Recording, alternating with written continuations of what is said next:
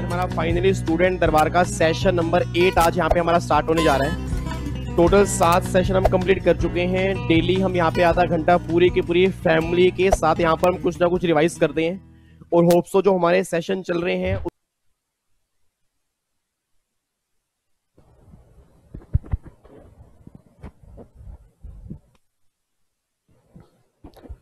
Hello hello hello hello hello hello hello hello hello hello good evening जी, की हाल चाल। चलो ये सभी का हाल चाल बड़ी होना चाहिए। तो फाइनली आज हमारे स्टूडेंट दरबार का सेशन नंबर सर 52 आज हम यहाँ पे स्टार्ट करने जा रहे हैं।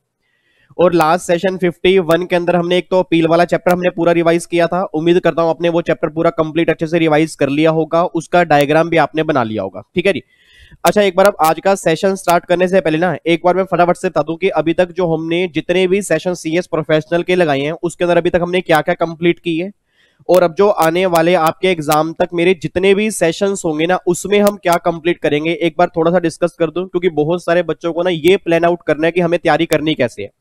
क्योंकि आप में से ऑलमोस्ट सारे बच्चों की रिवीजन चल रही होंगी, सभी बच्चों की तैयारियां चल रही होंगी। तो बहुत सारे बच्चों के ना मेरे पास मैसेज ही आ रहे हैं कि सर प्लीज आप ना हमें ये बता दो कि अगले आने वाले सेशन जो होंगे वो सेशन किसके होंगे, ताकि उसके अकॉर्डिंग अपना टाइम शेड्यूल जो है ना वो फिक्स कर दें।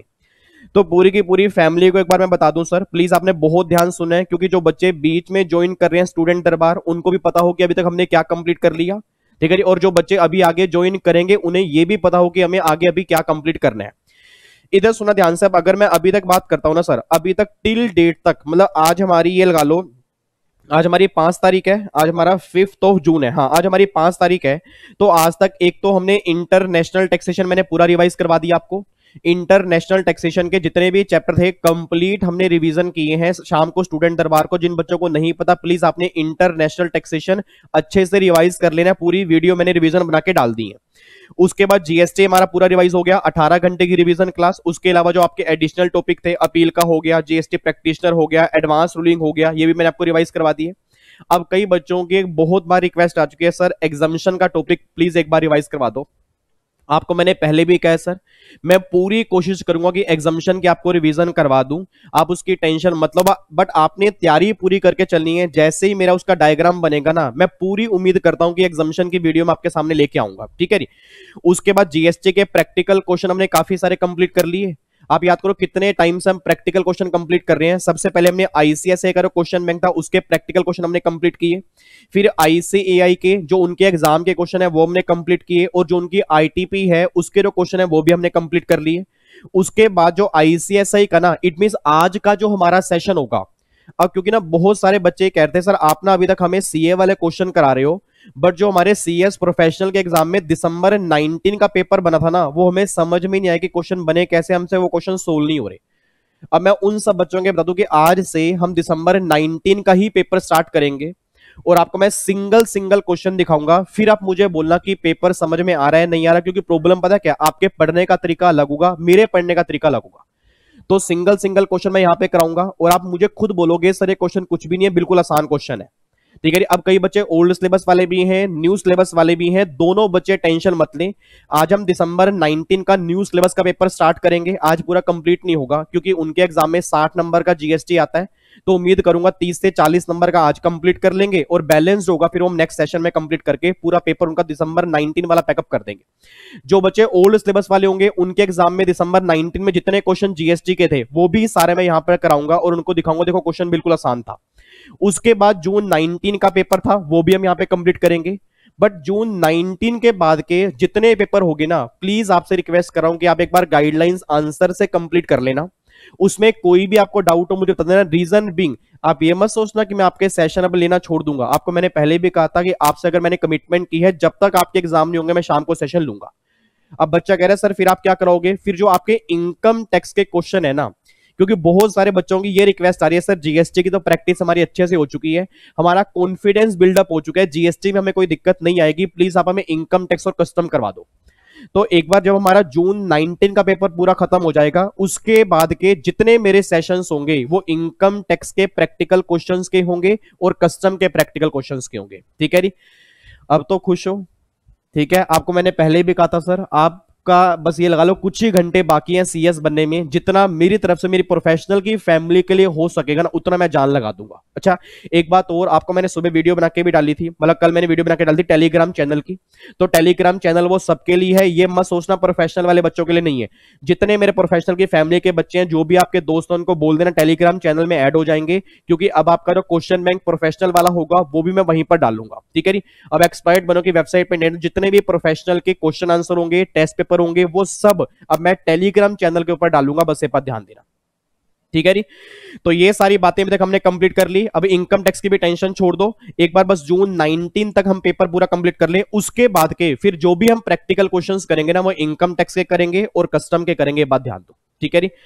सर जितना मेरी तरफ से हो सकेगा वो मैं पूरा करूंगा। मुझे बस ये उम्मीद है कि आप अपना एफर्ट्स पूरा करो, क्योंकि अगर इतना एफर्ट्स करने के बाद भी अगर नंबर नहीं आएंगे ना, फिर बहुत बड़ी दिक्कत वाली बात है। ठीक है जी। चलो इधर देखो ध्यान से। तो फाइनली आज हमें स्टूडेंट दरबार का सेशन नंबर 52 आज हमें यहाँ पे स्टार्ट करना है।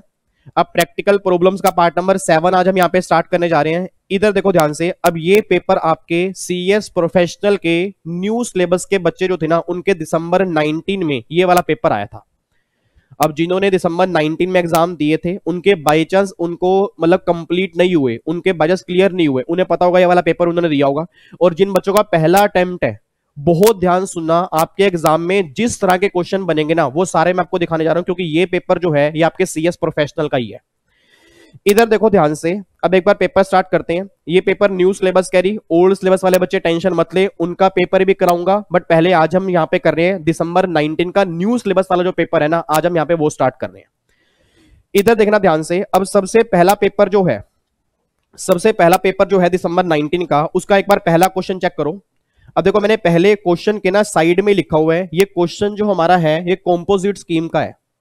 सर एक बात मैंने सोच के बोला, कॉम्पोजिट स्कीम का चैप्टर मेरे ख्याल से पूरा आपको याद हो गया होगा। कॉम्पोजिट स्कीम आपकी दो तरह की होती है, एक तो नॉर्मल गुड्स वाले केस में और एक रेस्टोरेंट सर्विस वाले केस में, और एक नई नोटिफिकेशन आई थी 2/2019 जो मैंने कहा था सर्विस वाले केस में थी।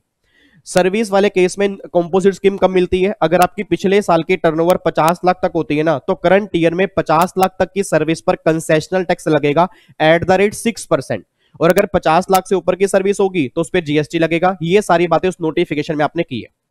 अच्छा, कई बच्चे आप में से गलत फहमी लेके बैठे हैं कि सर जो एक नया सेक्शन आया है सेक्शन 10(2) कैपिटल ए, अब तो वो अमेंडमेंट आ चुकी है, वो नोटिफिकेशन खत्म हो चुकी है, तो मैं तो सेक्शन करना है। मैं पहले बोल दूं, जिनके भी एग्जाम जुलाई में है उनको ये वाला सेक्शन नहीं करना। जुलाई के एग्जाम के लिए वो नोटिफिकेशन ही एप्लीकेबल होगी, बस ये बात ध्यान देना। तो इस सेक्शन में अपने माइंड नहीं लगाना। इस सेक्शन में काफी सारी प्रॉब्लम्स हैं, काफी सारी अभी क्लैरिटी इस सेक्शन के अंदर आनी है। तो नोटिफिकेशन अभी तक गवर्नमेंट ने विड्रॉ नहीं की, तो जिनके एग्जाम जुलाई में है वो नोटिफिकेशन ही करके चलेंगे, ये वाला सेक्शन नहीं करेंगे, ये बात ध्यान देना। ठीक है जी। इधर देखो ध्यान से, एक बार क्वेश्चन पढ़ो जी। वो ये बात कहना चाह रहा है, Pareek is a practising company secretary at Mumbai, his gross fees receipt for the financial year 18-19 was 28 lakh. His estimated is gross receipt at the 32 lakh for the financial year 19-20. He wants to avail the composite scheme for the financial year 2021. Briefly narrate whether he can avail for composite scheme for the financial year 2021 with attendant condition. Will he be the eligible to input tax credit? Can he issue tax invoice? उसने एक question में 3 question मांगे, उसने एक question में 3 question डाल दिए, हमें तीनों क्वेश्चन के आंसर देने हैं। सबसे पहला क्वेश्चन तो ये है, क्या वो कॉम्पोजिट स्कीम ले पाएगा? दूसरा क्वेश्चन ये है, क्या वो आईटीसी ले पाएगा? और तीसरा क्वेश्चन ये है, क्या वो टैक्स इनवॉइस इशू कर सकता है या नहीं कर सकता? 3 क्वेश्चन उसने पूछे, इन तीनों के आंसर हमें देने हैं। पहले तो एक बात मैंने सोच के बताना, उसने बोला जी 18-19 में जो है ना वो 28 लाख की है, और फिर 19-20 में वो एस्टिमेट कर रहा है 32 लाख की। तो 2021 में क्या वो कॉम्पोजिट स्कीम ले पाएगा, नहीं ले पाएगा? आंसर इज यस, वो कॉम्पोजिट स्कीम ले पाएगा। सर आपको मैंने पहले भी कहा था कॉम्पोजिट स्कीम लेना या ना लेना पिछले साल के टर्नओवर पे डिपेंड करता है। पिछले साल की टर्नओवर हमारी कितनी है? 32 लाख है, और अगर 32 लाख टर्नओवर होगी तो भैया 50 लाख तक है, तो भैया 2021 में वो कॉम्पोजिट स्कीम ले पाएगा, यह बात ध्यान देना। अच्छा, अब जो पर्सन कॉम्पोजिट स्कीम लेगा, तो आपको मैंने पहले भी कहा था कि उसको आईटीसी नहीं मिलेगा, यह बात ध्यान देना। इट मींस जो भी वो इनवर्ट सप्लाई लेगा ना, उस पर जो भी वो जीएसटी पे करेगा उसको आईटीसी नहीं मिलेगा। और एक बात और मुझे सोच के बताना, अगर वो कॉम्पोजिट स्कीम ले रहा है तो क्या वो टैक्स इनवॉइस इशू करेगा या बिल ऑफ सप्लाई इशू करेगा? बिल ऑफ सप्लाई इशू करेगा। तो तीनों क्वेश्चन के आंसर बोल दो। क्या वो कंपोजिट स्कीम ले पाएगा? Answer is yes. क्या वो आईटीसी अवेल कर पाएगा? Answer is no. क्या वो टैक्स इनवॉइस इशू कर सकता है? Answer is no. वो बिल ऑफ सप्लाई इशू करेगा, टैक्स इनवॉइस इशू नहीं करेगा। ये 3 क्वेश्चन के आंसर हमें देने थे, 5 नंबर का क्वेश्चन था। बट एक बात ध्यान देना, आपको पहले पूरा प्रोविजन लिख के आना पड़ेगा, पूरी वो नई नोटिफिकेशन लिख के आनी पड़ेगी। उसके बेस पे अगर आप आंसर दे के आओगे तब जाके आपको 5 नंबर मिलेंगे। आपको मैं दिखाता हूं, देखो जी आपके इंस्टीट्यूट ने इसका आंसर क्या दिया है। इधर देखो ध्यान से, सबसे पहला क्वेश्चन हमारा कहां पे है, उसका आंसर मैं आपको दिखाता हूं। ये लो जी, ये रहा उसका आंसर, एक बार चेक कर लो जी। देखो लिखा ना, applicability for composite scheme, the new composite scheme introduce wide notification number 2/19।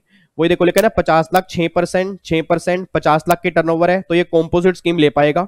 But यहाँ पे आईटीसी के लिए नोट एलिजिबल है और वो बिल ऑफ सप्लाई इशू करेगा, टैक्स इनवॉइस इशू नहीं करेगा। वही सारी बातें आपने लिखी हैं जो आपने क्लास के अंदर पढ़ी थी। और आपको मैंने पहले भी कहा था, कंपोजिट स्कीम एक ऐसा चैप्टर है जो कंफर्म आपके एग्जाम में बनेगा ही बनेगा। एक क्वेश्चन 5 नंबर का पक्का बनेगा, आप चेक कर लो, क्वेश्चन बन गया।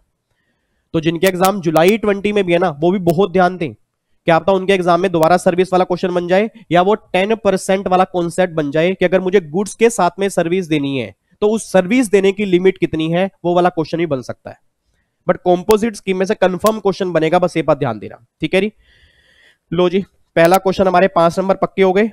आगे बढ़ सकते हैं। अब खुद बताओ, क्या ये क्वेश्चन मुश्किल है? सर सेम एग्जीक्यूटिव लेवल का है, ये प्रोफेशनल लेवल का नहीं है, ठीक है जी। अगला क्वेश्चन देखो जी, अगला क्वेश्चन हमारा है जो वर्कर का। एक कॉन्सेप्ट आपने क्लास में किया होगा, जो वर्कर, याद करो सप्लाई का चैप्टर। प्रिंसिपल ने जो वर्कर को सामान भेजा, प्रिंसिपल के हाथ में सप्लाई नहीं बनेगा, जो वर्कर के हाथ में सप्लाई बनेगा। बट जो वर्कर को वो सामान वापस करना पड़ेगा 1 साल 3 साल के अंदर। अगर वो 1 साल 3 साल के अंदर वापस नहीं करेगा तो प्रिंसिपल के हाथ में भी सप्लाई बन जाएगा। फिर याद करो आईटीसी के चैप्टर, मैंने कहा था आईटीसी का चैप्टर ना, अब मुझे नहीं पता मेरी फैमिली के कितने बच्चों को ध्यान आ रहा होगा। और देखो ये सामने बच्चे जितने बैठे हैं, कई बच्चे बातचीत कर रहे हैं, उन्हें समझ ही नहीं आ रहा है चल क्या रहा है। बातें मत करो नालायकों, सिर्फ 30 दिन बचे हैं, सिर्फ 30 दिन बचे हैं और अभी भी टाइम है, अभी भी आपके एग्जाम निकल सकते हैं। ये मत सोचना 30 दिन कम है, मैं आपको बार बार बोलता हूं 30 दिन कम नहीं है। सही तरह से पढ़ोगे ना, सही तरह से पढ़ोगे, आपके 2 ग्रुप में निकल जाएंगे 30 दिन के अंदर, ये बात ध्यान देना। और आप तो इतने इंटेलिजेंट बच्चे हो, आप अगर बातें करोगे फिर तो कितनी दिक्कत वाली बात है ना। इधर देखो ध्यान से, अब एक बात मैंने सोच के बोला, याद करो जब आपको मैंने क्लास में आईटीसी वाला चैप्टर करवाया था, उसके अंदर मैंने कहा था कि आईटीसी का चैप्टर जो है ना, वो सेक्शन 16 से लेके 19 तक चलेगा। सेक्शन 16 हमने किया, 17 हमने किया, 18 हमने किया, 19 मैंने कहा था जो वर्कर वाले केस में करेंगे। और याद करो जो वर्कर वाले केस में सेक्शन 19 मैंने क्या बोला था कि अगर प्रिंसिपल ने डायरेक्टली सामान जो वर्कर को भिजवा दिया तो सेक्शन 16 में कंडीशन नंबर 2 थी कि सामान आपकी फैक्ट्री में रिसीव होना चाहिए, वो जो वर्कर वाले केस में एग्जम्प्ट हो जाती है। और आपको मैंने कहा था जो वर्कर वाले केस में अगर डायरेक्टली जो वर्कर को सामान भिजवा दिया ना, तो हम ये मान लेंगे उसकी फैक्ट्री में सामान आ चुका है, वो आईटीसी क्लेम कर सकता है, कोई दिक्कत वाली बात नहीं है। उसके बेस पे आप चेक कर लो, 5 नंबर का क्वेश्चन आपके एग्जाम के अंदर बना है, ये क्वेश्चन नंबर 2। एक बार चेक करना क्वेश्चन है क्या। वो ये बात कहना चाह रहा है, Amit limited a registered supplier is engage in the manufacturing activity, is also give job work to other units, it purchase raw material on 5th June 18 for 2 lakh GST plus 12%. It dispatch 50% of raw material to job worker on 10th July 18. How much can company claim input tax credit in respect of those goods? वो ये बात कहना चाह रहे हैं, भैया 2 लाख रुपए का सामान लिया जिसमें 50% रॉ मटेरियल उसने जो वर्कर को भिजवा दिया, तो वो कितना आईटीसी क्लेम करेगा? वो 100% आईटीसी क्लेम करेगा। रीजन बीइंग, अगर डायरेक्टली जो वर्कर को भी भिजवा दिया तो भी कोई दिक्कत नहीं है, उसका आईटीसी वो क्लेम कर लेगा, क्योंकि सेक्शन 19 में साफ साफ लिखा है, सेक्शन 16 की जो कंडीशन 2 है कि फैक्ट्री में सामान आना चाहिए, वो जो वर्कर वाले केस में एग्जम्प्ट है। और अगर वो जो वर्कर वाले केस में एग्जम्प्ट है, इट मींस अगर डायरेक्टली जो वर्कर को भी चला गया तो हम ये मान लेंगे तुम्हारी फैक्ट्री में आ चुका है, तुम आईटीसी क्लेम कर लोगे, हमें कोई दिक्कत नहीं है।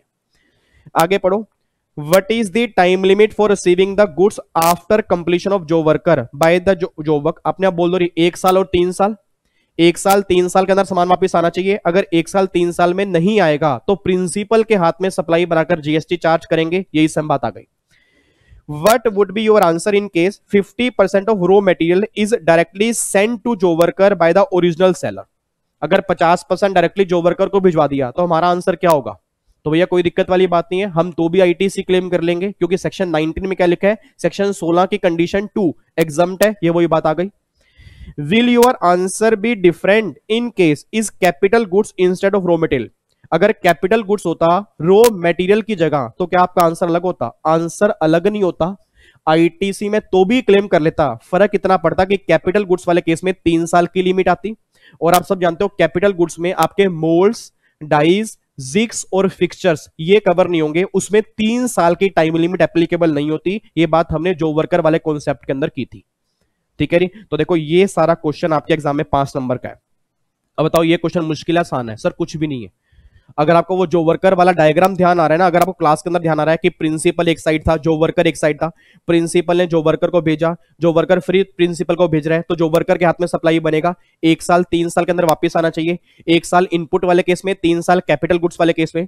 कैपिटल गुड्स वाले केस में सभी कैपिटल गुड्स काउंट होते हैं, बट मोल्ड्स, डाइज, जिक्स, फिक्सचर्स ये काउंट नहीं होते। और दूसरा, अगर डायरेक्टली जो वर्कर को इनपुट भिजवा दिया या डायरेक्टली जो वर्कर को कैपिटल गुड्स भिजवा दिया तो भी कोई दिक्कत नहीं है, मुझे आईटी से मिल जाएगा, क्योंकि सेक्शन 19 में ये साफ बात लिखी है कि सेक्शन 16 में जो कंडीशन 2 पड़ी है वो जो वर्कर वाले केस में एग्जम्प्ट है, ये बात ध्यान देना।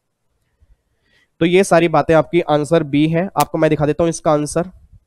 इसका आंसर आप यहां भी चेक कर सकते हो, ये लो जी, ये इसका आंसर उन्होंने दिया हुआ है, ठीक है। यही सारी बातें देखो उन्होंने लिखा ना, 1 साल मटेरियल वाले केस में अगर डायरेक्टली जो वर्कर को भेज दिया तो भी कोई दिक्कत नहीं है, आपको आईटी से मिल जाएगा, और 3 साल कैपिटल गुड्स वाले केस में आपका एप्लीकेबल होगा। यही सारी बातें आपको लिखी है, मतलब वही सेम प्रोविजन लिखे हैं। ये क्वेश्चन प्रैक्टिकल नहीं है, ये क्वेश्चन प्रोविजन बेस है। अब अगर प्रोविजन ही आपको ध्यान नहीं होंगे तो आप क्या लिख के आओगे? और कई बच्चों के मन में क्या गलत फहमी रहती है कि सर जो बेयर लॉ में लैंग्वेज लिखी है वही सेम लिख के आनी है। ऐसा नहीं है, आपको की पॉइंट्स जो होते हैं ना वो जरूर लिख के आने हैं। लैंग्वेज आपकी अपनी भी हो सकती है, बट जो आप लैंग्वेज लिख के आओगे उसका मतलब वही बने जो इसका मतलब बनता है। ये ना हो ना कि लैंग्वेज आपने अपनी लिखी, कहानी और कोई बन रही है, तो मीनिंग वही सेम बनना चाहिए। जो की पॉइंट्स है वो सेम होने चाहिए, टाइम लिमिट बिल्कुल सेम हो, सेक्शन नंबर बिल्कुल सेम हो, फिर कोई दिक्कत वाली बात नहीं है। तो सिंपल सी बात है, ये दोनों क्वेश्चन जो थे आप चेक कर लो, ये दोनों क्वेश्चन प्रोविजन बेस्ड थे, प्रैक्टिकल बेस्ड क्वेश्चन नहीं थे। उसके बाद क्वेश्चन नंबर 3, एक और क्वेश्चन आ गया 5 नंबर का, और ये क्वेश्चन हमारा किसका है? टाइम ऑफ सप्लाई का। याद करो टाइम ऑफ सप्लाई में ना हमने 3 सेक्शन किए थे, अगर आपको ध्यान आ रहा हो। एक तो सेक्शन 12 हमने किया, सेक्शन 13 हमने किया, सेक्शन 14 हमने किया। सेक्शन 12 किस केस में लगेगा? अगर मैंने गुड्स की सप्लाई की है उस केस में टाइम ऑफ सप्लाई कैसे निकलेगा वो सेक्शन 12 बात करेगा। अगर मैंने सर्विस की सप्लाई की है उस केस में टाइम ऑफ सप्लाई कैसे निकलेगा वो सेक्शन 13 का मैटर है। और अगर जीएसटी का रेट चेंज हो गया उस केस में टाइम ऑफ सप्लाई कैसे निकलेगा वो सेक्शन 14 का मैटर है। अब इन तीनों में से हमें यह ध्यान रखना है कि ये वाला क्वेश्चन जो है वो किसके ऊपर बेस है। अब जो क्वेश्चन पढ़ो, वो ये बात कहना चाह रहे हैं, determine the time of supply of goods. Time of supply of goods, पहली बात तो सेक्शन 13 की बात नहीं है, ठीक है जी, सेक्शन 14 की बात नहीं हो रही, यहां पर सेक्शन 12 की बात हो रही है। Determine the time of supply in goods in the following case where the supply involve movement of the goods। मुझे फटाफट से बोल दो, अगर सप्लाई में मूवमेंट इन्वॉल्व करता है तो पहली बात तो ये बोलो, गुड्स वाले केस में टाइम ऑफ सप्लाई क्या निकल के आएगा कि जिस दिन आपने इनवॉइस इशू किया वो, और जो इनवॉइस इशू करने की लास्ट तारीख होगी ना वो, विच एवर इज अर्लियर जो होगा वो तुम्हारा पीओटी निकल के आएगा। आपको मैंने क्लास के अंदर भी कहा था कि गुड्स वाले केस में पेमेंट कब आती है मैटर वो नहीं करता, पेमेंट की डेट हमारे किसी काम की नहीं होती। अब कई बच्चे कह रहे हैं भाई ये तो पेमेंट तो हम चेक करते हैं ना, सर ने कहा था भाई पेमेंट भी चेक करते हैं। नलायको याद करो, वो हमने सर्विस वाले केस की बात की थी।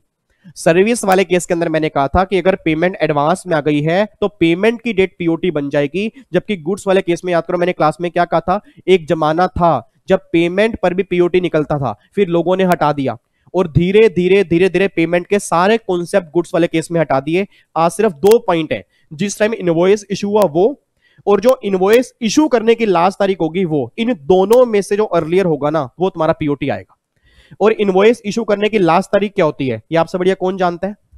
याद करो मैंने क्लास में कहा था कि अगर सप्लाई में मूवमेंट इन्वॉल्व करेगा तो रिमूवल बनेगी, और अगर मूवमेंट इन्वॉल्व नहीं करेगा तो डिलीवरी बनेगी। उसने साफ साफ बोल दिया मूवमेंट इन्वॉल्व कर रहा है, तो अगर मूवमेंट इन्वॉल्व कर रहा है तो भैया रिमूवल और इनवॉइस इन दोनों में से जो अर्लियर बनेगा वो पीओटी बनेगा। ये पेमेंट मेरे किसी काम की नहीं है। और आपको मैं हैरानी के बाद बोल दूं, प्रोफेशनल का बच्चा जब दिसंबर 19 के अंदर ये क्वेश्चन बना, क्लास में चिल्ला चिल्ला के मैंने बोला कि पेमेंट की डेट मत देखना, बट जब पिछले वाला दोस्त उंगली मारता है जिसने पुराना लॉ पढ़ा होता है ना, बच्चा पेमेंट की डेट भी देख के आता है। और सर एग्जामिनर कंफ्यूज करेगा, 100% कंफ्यूज करेगा, उसको पता है कि मुझे 10% रिजल्ट निकालना है और 10% में वही बच्चा आएगा जो अपने माइंड से काम करेगा। तो सिंपल सी बात है सर, अगर 3 घंटे आपका माइंड सही से काम नहीं किया, अगर आप दोस्तों के चक्कर के अंदर पड़ गए ना, तो सारा पेपर खराब करके आ जाओगे। तो सिंपल सी बात है, जो आपने क्लास के अंदर पढ़ा बिल्कुल सही पढ़ा, उसकी रिवीजन करके जाओ, उसके बेस पे क्वेश्चन करके जाओ, उससे बाहर से कुछ भी नहीं आएगा। और आप खुद सोच लो ये क्वेश्चन है क्या, प्रॉब्लम क्या है। उसने पेमेंट की डेट दे दी, उसने कंफ्यूज कर दिया। रीजन बिंग, बच्चा क्या सोचता है, ये 10 जून है, ये 12 जून है, ये 20 मई है। अब ये 20 मई सबसे पहले है, तो पेमेंट की डेट मेरा पीओटी बनेगी, जबकि लॉ में साफ साफ लिखा है कि एडवांस पेमेंट जो है ना, हमें गुड्स वाले केस में चेक ही नहीं करनी। तो भैया गुड्स वाले केस में ना पेमेंट चेक ही नहीं करनी, तो जाते ही मेरा काम क्या होगा, पेमेंट को मैंने कट मार दिया।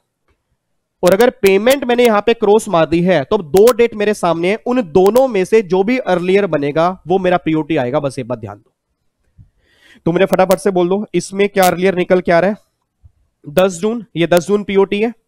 इसमें निकल के आ रहा है 20 अक्टूबर, ये निकल के आ रहा है पीओटी। इसमें निकल के आ रहा है 7 सितंबर, ये मेरा पीओटी है। इसमें निकल के आ रहा है 20 नवंबर, ये मेरा पीओटी है। और इसमें अर्लियर क्या निकल के आ रहा है, 27 दिसंबर, ये पीओटी है। बच्चा कहता है हमें विश्वास नहीं होता, क्या पता आप अपनी कहानी बना रहे हो। इधर देख लो ध्यान से नालायकों, हद हो गई है। इधर देखो ध्यान से, पीओटी क्या है आपको मैं दिखा दूं, आंसर देख लो जी। पहले का 10 जून हमने निकाला है, यहां पर देख लो जी 10 जून हमने निकाला है। दूसरे का 20 अक्टूबर निकाला है, 20 अक्टूबर देख लो। तीसरे का 7 सितंबर निकाला है, 7 सितंबर देख लो जी, ये वाला, ये आंसर आपका दिया हुआ है। चौथे का हमने निकाला है 20 नवंबर निकाला है, यहां पे आप 20 नवंबर देख लो जी। पांचवे का इन्होंने आंसर दिया ही नहीं हुआ आपके इंस्टीट्यूट ने, पांचवा केस इन्होंने पता नहीं गायब भी कर दिया। और पांचवा केस जो आंसर निकल के आएगा 27 दिसंबर। बताओ इस क्वेश्चन में है क्या, और क्वेश्चन कितने नंबर का है, कमाल की बात देखो 5 नंबर का। कुछ भी नहीं करना, प्रोविजन लिख के आना है, और प्रोविजन के बाद इसका टेबल फॉर्म में आंसर लिख के आना है। क्या ये 5 नंबर मुश्किल है लेने, और बच्चा कहता है सर पेपर बहुत मुश्किल आ रहा है। अब कई बच्चे ओल्ड सिलेबस वाले बच्चे कहते हैं भाई सर ये न्यू सिलेबस का करवा रहे हैं, तो ओल्ड का देखियो तेरी आंखें खुल जाएंगी। कोई बात नहीं मेरे लाल, मेरे काले, मेरे पीले, 2 दिन के बाद हम ओल्ड का भी करेंगे। और जब ओल्ड का करेंगे ना, तो भी मैं आपको दिखाऊंगा कि याद करो पॉइंट आपने क्लास में किया होगा। रीजन पता है क्या सर, 3 घंटे आपका सब कुछ सही हो सकता है अगर आप अपने माइंड से काम करो। बट आपका माइंड जब प्रेशर के अंदर आता है ना, आपका माइंड जब दूसरों की बातों के अंदर आता है, तो आप 100 चीजें गलत करके आते हो। तो अब बच्चा अपने माइंड से काम नहीं करता सर, बच्चा अपने माइंड से काम करता ही नहीं है। ये क्वेश्चन बहुत बढ़िया कर रहा था, उसने सेम लो लिखा, पिछले वाले ने उंगली मारी कि भैया पहले का पीओटी मेरा 20 मई आ रहा है। पहले दूसरे वाला कह रहा है 20 मई थोड़ा आएगा भाई, 10 जून आएगा, अर्लियर 10 जून है। कह रहा भाई क्या कर रहा है, पेमेंट सबसे पहले है, और अगर पेमेंट सबसे पहले होगी पेमेंट पीओटी है। बच्चा कंफ्यूज हो गया। अब जहां बच्चा कंफ्यूज हुआ, पूरे के पूरे 5 नंबर चले गए, और ये 5 नंबर आपको पता नहीं है आपके एग्जाम में कितनी दिक्कत करेंगे। तो सर सर्विस वाले केस में पेमेंट चेक करना, गुड्स वाले केस में पेमेंट कॉन्सेप्ट एप्लीकेबल नहीं होता, यह बात ध्यान देना, ठीक है जी। तो ये हमारे यहां पे निकल के आ गया। और देखो यहां पे लिखा भी है पेमेंट, देखो उन्होंने लिखा है ना, पेमेंट जो है अब हमें चेक ही नहीं करनी, पेमेंट नोट रेलिवेंट है, नोट रेलिवेंट है, नोट रेलिवेंट है, ये इंस्टीट्यूट ने भी खुद लिखा हुआ है, ठीक है जी। लो जी अब जाकर हमारा क्वेश्चन 15 नंबर के 3 क्वेश्चन हमारे हो गए। बताओ इन तीनों क्वेश्चन में कोई भी डाउट जी, कोई डाउट तो नहीं है, कोई मुश्किल तो नहीं लग रहा। पहला क्वेश्चन कंपोजिट स्कीम का, दूसरा क्वेश्चन जो वर्कर वाला, और तीसरा क्वेश्चन टाइम ऑफ सप्लाई का। ये 15 नंबर के 3 क्वेश्चन हमारे हो गए। उम्मीद करता हूं अगर ये 3 क्वेश्चन आपके एग्जाम में इस तरह से दोबारा बन जाएंगे, तो उम्मीद करता हूं आपके 15 में से 15 नंबर आएंगे। बच्चा कह रहा है सर बिल्कुल सही बात है। अब अगले पे आओ, आओ जी अगला क्वेश्चन। अगला क्वेश्चन जो हमारा है ये 5 नंबर का एक और है, ये मिक्स है। मिक्स का मतलब क्या है कि पूरे जीएसटी में जितने हमने चैप्टर किए ना, उन सबको मिक्स करके इन्होंने क्वेश्चन फ्रेम किया है। क्वेश्चन बहुत बढ़िया है, क्वेश्चन बिल्कुल सिंपल है, और क्वेश्चन बढ़िया भी है। आओ जी चेक करो। वो ये बात कहना चाह रहे हैं, state with reason whether the following statement are true और फॉल्स अंडर जीएसटी लॉ। अब कई बच्चे ने ये समझते हैं कि सर हमारे एग्जाम में ना छोटे छोटे क्वेश्चन बनते नहीं है, हमारे एग्जाम में बड़े बड़े क्वेश्चन बनते हैं। और जब मैं सीए वाला आरटीपी करवा रहा था, मैंने उस टाइम भी कहा था कि वो आरटीपी बहुत जरूरी है। और कई बच्चों ने सेशन खत्म होने के बाद मुझे व्हाट्सएप किया, कह रहे ऑब्जेक्टिव क्वेश्चन हमें क्यों करा रहे हो, हमारे एग्जाम पेपर बड़े वाले हैं, उतने बड़े बड़े क्वेश्चन आते हैं। मैंने उनको उस टाइम भी रिप्लाई किया था कि हर क्वेश्चन बड़ा बने जरूरी नहीं है। आप चेक कर लो, 5 पॉइंट दिए हैं, ट्रू फॉल्स पूछे हैं। अब सोच के बोलना क्या ये बड़े वाला क्वेश्चन है। सर एग्जामिनर क्वेश्चन कैसे फ्रेम करेगा ये हमें खुद भी नहीं पता। इट मींस उसने आपके कॉन्सेप्ट चेक करने हैं, उसने प्रोविजन चेक करने हैं। हमें बड़े क्वेश्चन भी करने हैं, छोटे क्वेश्चन भी करने हैं। एक बार अब यहां पे चेक करना, वो ये बात कहना चाह रहा है कि ये स्टेटमेंट सही है या गलत है, ये बताओ और विद रीजन बताओ। पहला, rectification of advance ruling must be made within 3 months of the date of order. सही बोल रहा है, झूठ बोल रहा है? झूठ बोल रहा है। चेक करो सर, झूठ बोल रहा है। एडवांस रूलिंग की हमने रिवीजन की थी। एडवांस रूलिंग के चैप्टर में साफ साफ लिखा था कि जो भी रेक्टिफिकेशन होती है वो 6 महीने के अंदर होती है।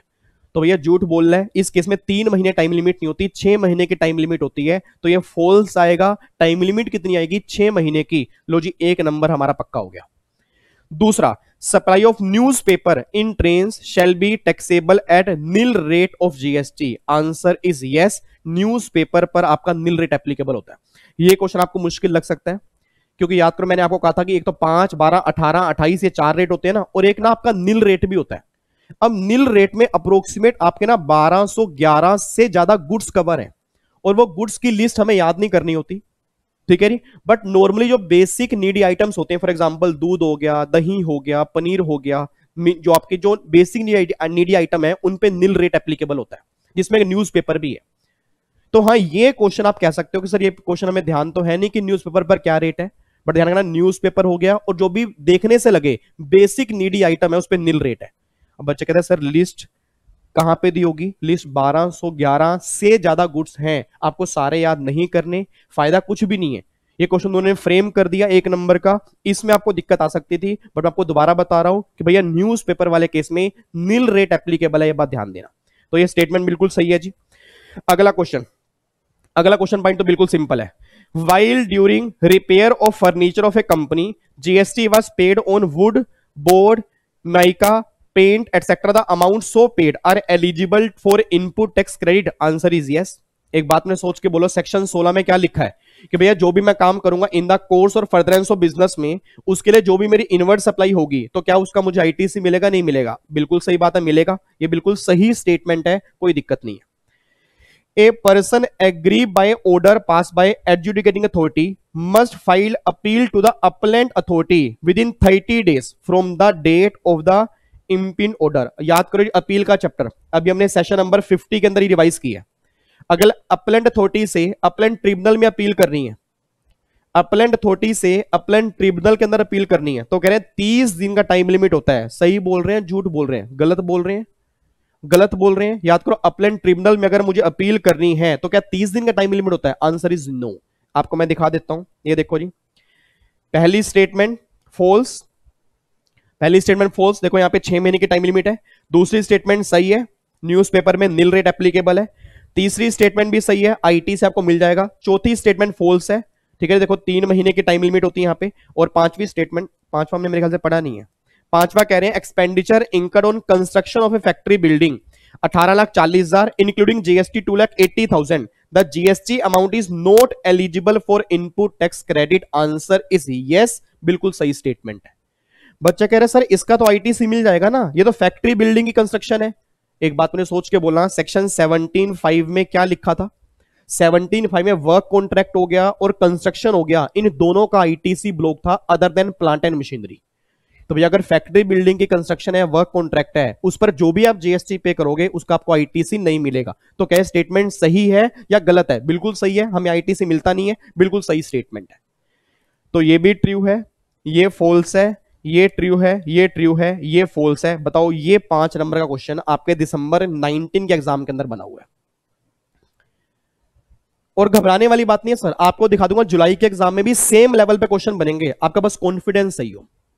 और इतने सारे सेशन जो हमने डेली शाम को लगाए हैं, सिंगल सिंगल सेशन अगर आपने सुना है और सारे क्वेश्चंस आपने प्रैक्टिस किए ना, बिलीव मी आप एग्जाम के अंदर मार नहीं खाओगे। ठीक है नी, ये 5 क्वेश्चन समझ में आ गए। लो जी, अब जाकर हमारे 20 नंबर का जीएसटी का पेपर दिसंबर 19 का पूरा कंप्लीट हो गया। ये बात ध्यान दो, आगे बढ़ सकते हैं। पक्का पक्का, कोई दिक्कत तो नहीं है? नहीं सर। और अगर कोई डाउट होंगे तो वीडियो खत्म होने के बाद कमेंट बॉक्स में डाल देना, उसका फिर नेक्स्ट सेशन से पहले मैं रिप्लाई कर दूंगा। ठीक है, आओ जी अगले उस पे आओ जी। अब ये सारे इसके आंसर आप देख सकते हो। अगला क्वेश्चन, लो जी अगले क्वेश्चन पे आओ। एक बार यहां चेक करो, वो ये बात कहना चाह रहे हैं, attempt all parts of either question 2 और क्वेश्चन 2A। आपको पता ना एक ऑप्शन मिलता है कि 2 और 2A में से एक करना है आपको, तो भैया हम तो यहां पे रिवीजन कर रहे हैं ना, तो हम तो 2 भी करेंगे और 2A भी करेंगे। बट एग्जाम में या तो 2 करके आना है या 2A करके आना है। बट भैया मैं आपको सिंपल सी बात कर रहा हूं, हमें 2 भी आता हो 2A भी आता हो, हमें इतनी बढ़िया तैयारी हो ना कि 2A में कोई भी उठा ले, कोई दिक्कत ना हो। तो आज के सेशन में तो हम 2 ही कर पाएंगे पूरा, आज के सेशन में हम 2 ही कर पाएंगे। 2A हम नेक्स्ट क्लास में करेंगे, और एक क्वेश्चन 3 भी आपका जीएसटी का आता है, वो भी हम नेक्स्ट सेशन में करेंगे। तो नेक्स्ट सेशन में दिसंबर 19 वाला पूरा पेपर खत्म कर देंगे। आज हम पूरा खत्म नहीं कर पाएंगे, आज हम 30 से 35 नंबर का पेपर खत्म कर देंगे, और जो बैलेंस होगा फिर हम नेक्स्ट क्लास में कर देंगे। आओ जी, पहला क्वेश्चन, ये प्रैक्टिकल क्वेश्चन है, बहुत ध्यान से देखना जी। Gopal Das and company Kolkata in a manufacturer and a registered supplier under regular scheme, वो रेगुलर स्कीम के अंदर है। It furnished the following detail for the tax period ended on 31st March 19. Intra-state supply including GST 70-80. Goods exported GST nil 32 lakh. Inward supply RCM में cover है 6 लाख रुपए की। Transfer of goods to branch at Delhi without GST 50 lakh की। कह रहे aggregate turnover बता दो, aggregate turnover कितनी आएगी। 5 नंबर में क्वेश्चन आ गया, 5 नंबर के अंदर याद करो एग्रीगेट टर्नओवर। और आपको मैंने क्लास में भी कितनी बार कहा था कि एग्रीगेट टर्नओवर बहुत जरूरी है। आपके एग्जाम में जब भी क्वेश्चन बनेगा ना, वो एग्रीगेट टर्नओवर का ही बनेगा। आप चेक कर लो, आपके एग्जाम में क्वेश्चन बना हुआ है। पहले बताओ एग्रीगेट टर्नओवर में क्या क्या आता है। एग्रीगेट टर्नओवर में हम सारी सप्लाई काउंट करते हैं, चाहे वो टैक्सेबल हो, एग्जम्प्टेड हो, नील रेटेड हो, एक्सपोर्ट हो, इंटर स्टेट हो। बट एग्जम्प्टेड वाले केस में इंटरेस्ट और डिस्काउंट नहीं करते, तो इंटरेस्ट डिस्काउंट तो है नहीं, बात खत्म। और एक ऐसी इनवर्ड सप्लाई जो रिवर्स चार्ज में कवर है, वो भी काउंट नहीं करते। और जीएसटी और कंपनसेशन सेस अगर इंक्लूड है, वो भी हम काउंट नहीं करते। एक बार चेक कर लेना सेक्शन 26 एग्रीगेट टर्नओवर का, उसमें मैंने इंक्लूड्स अलग लिखवाया होगा, एक्सक्लूड अलग लिखवाया होगा। एक्सक्लूड में इनवर्ड सप्लाई आरसीएम एक्सक्लूड कर दो, जितने भी जीएसटी हैं बाहर निकाल दो, जो सेस है वो भी बाहर निकाल दो। अब आपने बोलना 70,80,000 में 18% जीएसटी इंक्लूड है। अब अगर इसमें 18% जीएसटी इंक्लूड है, तो पहले तो जीएसटी बाहर निकालो। 70,80,000 डिवाइड बाय 118 मल्टीप्लाई 100। एक बार ये चेक करना कितना आएगा। मेरे पास कैलकुलेटर नहीं है, एक बार चेक करो। मोबाइल है, एक मिनट रुको, मैं मोबाइल में करता हूं, आप एक बार करो। 70,80,000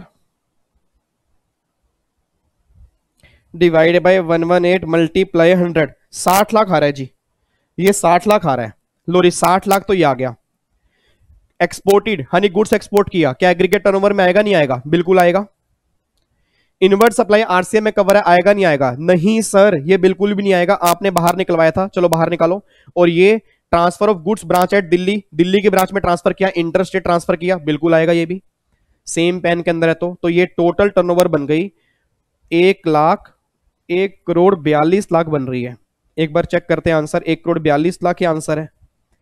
1 करोड़, हे भगवान, 1,42,00,000, यस 1,42,00,000 सर सही हो गया हमारा आंसर, यस। हाई फाई करो, हाई फाई। ये एक बार चेक करो, देखो ये 60 लाख, वही जीएसटी बाहर निकाल दिया, 32 लाख रुपए एक्सपोर्ट आ गया। इनवर्ट सप्लाई आरसीएम वाली यहां पे नहीं आएगी, हम काउंट नहीं करते। और ये 50 लाख रुपए, 1,42,00,000 रुपए। बताओ ये क्वेश्चन आपके एग्जाम में 5 नंबर का था।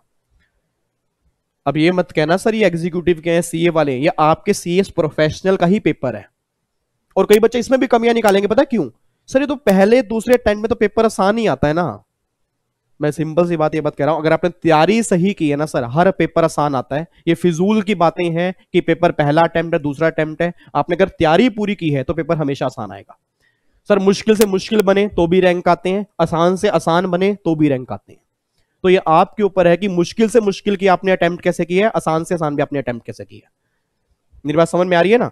तो ये लो जी, ये क्वेश्चन हमारा 5 नंबर का पूरा हो गया। तो 20 नंबर ऊपर, 5 ये 25 नंबर हमारे पूरे हो गए। अगला हो जी, अगला क्वेश्चन हमारा सेक्शन 74 का है। सेक्शन 73, 74 याद करो, डिमांड एंड रिकवरी वाला। याद आ रहा है कुछ? Bonafide intention, malafide intention. Bonafide 73, malafide में 74। ठीक है, मेलाफाइड का मतलब आपकी इंटेंशन ही गलत थी, इंटेंशन ही चोरी करने की थी, उस केस में क्या होगा? Section number 74। क्वेश्चन 5 नंबर का है, एक बार रीड करो। वो ये बात कहना चाह रहे हैं, प्राइवेट लिमिटेड कंपनी है, उसने आईटीसी क्लेम किया 2,50,000 का with the intention to defraud the revenue. मतलब इंटेंशन गलत है, मेलाफाइड इंटेंशन है। What is the rate of interest at the which at the liability could be discharge voluntarily? Can the revenue levy penalty, if so how much, can the tax interest penalty and payment due under reverse charge be adjusted against ITC of a registered person. 3 question back to back पूछ लिए, एक question में 3 question back to back पूछ लिए। इसको थोड़ा zoom कर रहा हूं, ध्यान से क्वेश्चन पढ़ना। एक क्वेश्चन में 3 क्वेश्चन पूछे हैं। सबसे पहला क्वेश्चन उसने बोला आईटीसी आपने गलत क्लेम किया और ये गलती से क्लेम किया। गलती मींस आपको जानबूझकर पता है कि आपने गलती की है, इट मींस इंटेंशन मैलाफाइड है। तो क्या इंटरेस्ट लगेगा? आंसर इज यस, इंटरेस्ट तो लगेगा। और आईटीसी वाले केस में आप सब जानते हो 24% पर एनम इंटरेस्ट लगता है। और वो ये बात कहना चाह रहे हैं कि आपने डिस्चार्ज कर दिया वॉलंटली, मतलब अपने आप आपने पे भी कर दिया। अब अगर अपने आप आपने पे कर दिया तो क्या पेनल्टी लगेगी? Answer is yes. कई बच्चे बोल रहे हैं नहीं सर नहीं लगती। सर वो बोनाफाइड वाले केस में नहीं लगती। याद करो, मैलाफाइड वाले केस में नोटिस आने से पहले पे कर दोगे 15% तो पेनल्टी देनी ही पड़ेगी, चाहे अपनी मर्जी से नोटिस आने से पहले क्यों ना पे कर दो। अब मुझे नहीं पता कितने बच्चों को ध्यान आएगा। नोटिस के 30 दिन में पेनल्टी 25%, फिर ऑर्डर के 30 दिन में 50%, ऑर्डर के 30 दिन के बाद 100%। ये मैलाफाइड वाले केस में ये क्वेश्चन मैलाफाइड का है। तो भैया अगर अपनी मर्जी से भी दे देगा ना तो 15% तो पेनल्टी देनी पड़ेगी। और क्या वो रिवर्स चार्ज की लाइबिलिटी आईटीसी से एडजस्ट कर सकता है? Answer is no. याद करो मैंने पहले भी कहा था रिवर्स चार्ज की जब भी हम पेमेंट करने जाते हैं वो कैश लेजर से ही होती है, कभी आईटीसी से नहीं होती। क्योंकि रिवर्स चार्ज हमारी जो होती है ना वो हमारा आउटपुट टैक्स नहीं होता, वो हमारा इनपुट टैक्स होता है। क्योंकि जो हमने इनवर्ड सप्लाई ली उस पर जो भी जीएसटी है वो हमें पे करना है, तो हमारा आउटपुट टैक्स थोड़ा है।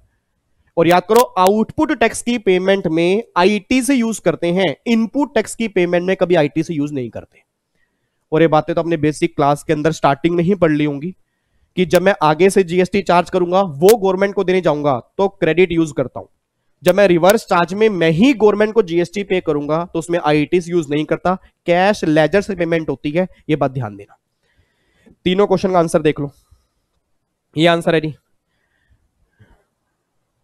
इंटरेस्ट इन्होंने 18% लिखा है, लायबल टू पे इंटरेस्ट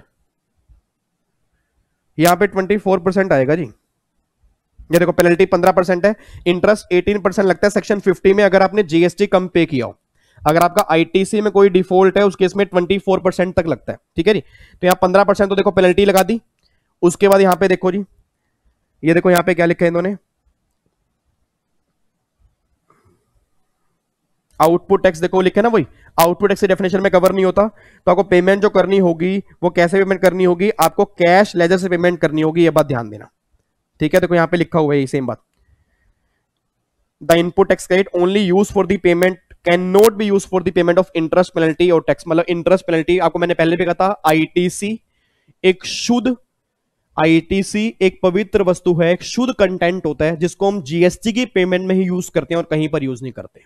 ठीक है, देखो वही सेम बात इन्होंने आंसर में यहां पे लिखी है। तो ये पूरा प्रोविजन इन्होंने एक्सप्लेन किया है और तब जाके यहां पे आंसर लिखा आपका। ठीक है जी, लो जी ये हमारा क्वेश्चन 5 नंबर का था, ये हमारा कंप्लीट हो गया। आगे देखो, ये अब लास्ट क्वेश्चन है, नहीं इसके बाद एक और भी है, चलो कोई बात नहीं। तो हमारे 25 और 5 30 नंबर पूरे हो गए। आओ जी अगला क्वेश्चन भी अभी कर लेते हैं। State whether the following are supply of goods और supply of service as per GST law with brief reason. नीचे दी गई आइटम गुड्स की सप्लाई है, सर्विस की सप्लाई है, आप ये बताओ। नीचे दी गई आइटम गुड्स की सप्लाई है, सर्विस की सप्लाई है, आप ये बताओ। एक बात उन्हें बोल देना, गुड्स की सप्लाई है, सर्विस की सप्लाई, मतलब शेड्यूल 2 क्लासिफिकेशन सेक्शन नंबर 7 याद आ रहा है। 7(1) कैपिटल ए, जो भी काम सप्लाई बना वो किसकी सप्लाई बनेगा? 7(1) कैपिटल ए क्लासिफिकेशन। क्वेश्चन उसका आ गया 5 नंबर का। एक बार देखो जी, mister X avail the architectural service of his son living in France free of cost for designing his residential building. ठीक है जी, एंड फैक्ट्री लेआउट। आपने पहले तो इतना मुझे बताओ, क्या ये काम सप्लाई बनेगा या नहीं बनेगा? ठीक है जी, फ्रांस से ली है, फ्री ऑफ कॉस्ट में ली है, और यहां पे उसका सन है, तो पहली बात तो फैमिली में कवर होता है, बट वो इन दी कोर्स और फर्दरेंस ऑफ बिजनेस में होगा इंपोर्ट ऑफ सर्विस, तब वो सप्लाई बनेगा, अदरवाइज सप्लाई नहीं बनेगा। और वो सप्लाई किसकी बनेगा? सर्विस की सप्लाई बनेगा। तो ये हमारा काम बन जाएगा सर्विस की सप्लाई। ठीक है जी, आपको मैं दिखा दूं, पहला पॉइंट देख लो जी,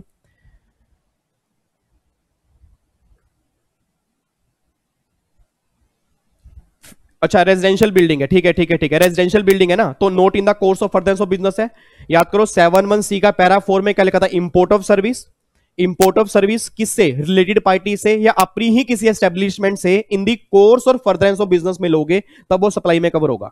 तो इसने यहां पे लिखा हुआ रेजिडेंशियल बिल्डिंग, तो भैया ये तो सप्लाई में कवर नहीं है, और अगर सप्लाई में ही कवर नहीं है तो गुड्स की सप्लाई बने या सर्विस की सप्लाई बने मैटर नहीं करता। अच्छा फैक्ट्री लेआउट, इट मींस अगर फैक्ट्री लेआउट का मतलब क्या, अपने बिजनेस के लिए, तो अगर ये बिजनेस के लिए होगी ना फिर ये सप्लाई बन जाएगी, और ये किसकी बनेगी, सर्विस की सप्लाई बनेगी, ये बात ध्यान दो। तो रेजिडेंशियल वाला पोर्शन यहां से बाहर हो जाएगा, फैक्ट्री लेआउट वाला जो काम होगा ये सप्लाई में भी कवर होगा और ये सर्विस की सप्लाई बनेगा, ये बात ध्यान देना। उसके बाद जी scrap of machinery destroy by fire handed over to insurance company for settlement of claim. याद करो क्या ये सप्लाई बनेगा नहीं बनेगा, यस बनेगा सर, बिल्कुल सप्लाई बनेगा, और ये किसकी सप्लाई बनेगा, गुड्स की सप्लाई बनेगा, ठीक है जी। एक बार यहां पे चेक कर लो, ये लो जी, एज पर क्लोज 2, ये गलत लिखा हुआ है इन्होंने, क्लोज 2 नहीं, परमानेंट ट्रांसफर और disposal of business asset, permanent transfer वाला क्लोज 2 नहीं है, ये पैरा 1 है, इसको सही कर लेना जी, इसके आंसर को सही कर लेना, यहां पे पैरा 1 आएगा, ठीक है जी, पैरा 1 आएगा। याद करो पैरा 1 जो हमारा शेड्यूल 1 का था, permanent transfer business asset ITC claim, तो उसमें क्या था, परमानेंट ट्रांसफर और डिस्पोजल, तो देखो वही कह रहे हैं ना कि आपने स्क्रैप ऑफ मशीनरी डिस्ट्रॉय की बाय फायर, इंश्योरेंस कंपनी को दे दिया, इंश्योरेंस कंपनी को हैंड ओवर कर दिए, तो परमानेंट ट्रांसफर है, विदाउट कंसेशन आईटीसी आप अवेल कर चुके हो, तो उस केस में सप्लाई बनेगा, और किसकी सप्लाई बनेगा, गुड्स की सप्लाई बनेगा। लीज ऑफ लैंड, हाँ जी, लैंड लीज पे देना, याद करो लैंड और बिल्डिंग लीज पे देना, सर्विस की सप्लाई बनेगा, तो ये हमारा पैरा नंबर 2 शेड्यूल 2 अगर आपको ध्यान आ रहा हो, सर्विस की supply. Permitting use of register patents for annual fees, याद करो ट्रांसफर कॉपीराइट पेटेंट, ये भी किसकी सप्लाई बनेगा, पैरा 5 में सर्विस की सप्लाई बनेगा। और transfer of tenancy right by executing and registered a document, अगर आपने टेनेंसी राइट ट्रांसफर किया तो भैया सप्लाई बनेगा, और ये सप्लाई किसकी बन जाएगा, यहां पे ये लो जी, ये आपका सप्लाई, यहां पे देखो इन्होंने क्या किया, सेक्शन 7 में सप्लाई बन जाएगा, और ये सप्लाई हमारे किसकी बनेगा, टेनेंसी राइट हमारे किसमें कवर होंगे सर, फटाफट से बताओ, टेनेंसी राइट हमारे किसमें कवर होंगे, सर्विस की सप्लाई में, ट्रेडमार्क हो गया, पेटेंट्स हो गया, कॉपीराइट हो गया, टेनेंसी राइट आपके उसमें कवर हो जाएंगे, तो ये सर्विस की सप्लाई में कवर हो जाएगा, ठीक है जी। तो ये हमारे पांचों पॉइंट हैं, ये क्वेश्चन हमारा 5 नंबर का था जी, शेड्यूल 2, जिसको आप कहते हो कि सप्लाई का चैप्टर एग्जीक्यूटिव लेवल का है, ठीक है ना। बहुत सारे बच्चे प्रोफेशनल के समझते हैं ना कि तो एग्जीक्यूटिव लेवल का इसमें कभी क्वेश्चन नहीं बनेगा, आपके एग्जाम में 5 नंबर का क्वेश्चन फ्रेम हो गया था दिसंबर 19। लास्ट क्वेश्चन पे आओ जी, आज के सेशन का लास्ट क्वेश्चन है, उसके बाद फिर हमें पैकअप कर देंगे जी।